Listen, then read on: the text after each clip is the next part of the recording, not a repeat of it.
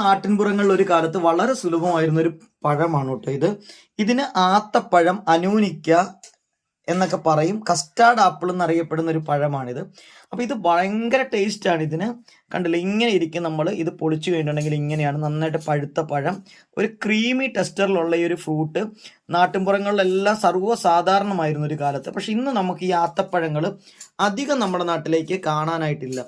ഇപ്പോൾ നമുക്ക് മറ്റ് പല പഴങ്ങളും ഇതിനോട് സാമ്യമുള്ള പഴങ്ങൾ ഉണ്ടെങ്കിലും ഈ നാടൻ തരത്തിലുള്ള ആത്തപ്പഴം ഇന്ന് നമ്മുടെ നാട്ടിൻപുറങ്ങളിൽ വളരെ കുറവാണ് കേട്ടോ.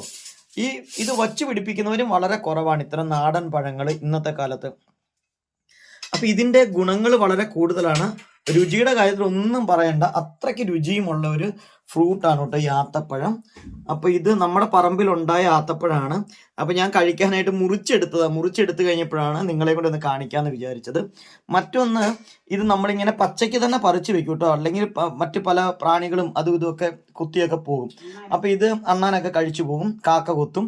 അപ്പൊ ഇത് പറിച്ചിട്ട് നമ്മളിങ്ങനെ വെച്ചിരുന്നാൽ മതി, തന്നെ പഴുത്തോളും. വൈക്കോലിൻ്റെ അകത്തൊക്കെ ആണെങ്കിലും വെച്ച് കഴിഞ്ഞാലും പഴുത്ത് കിട്ടും നമുക്ക്.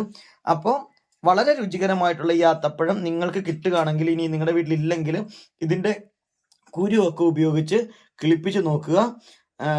നമുക്ക് നല്ല വിലയുള്ള ഈ ഒരു പഴം സുഖമായിട്ട് നമ്മുടെ കേരളത്തിലെ കാലാവസ്ഥയിൽ ഉണ്ടാകും ഇത്.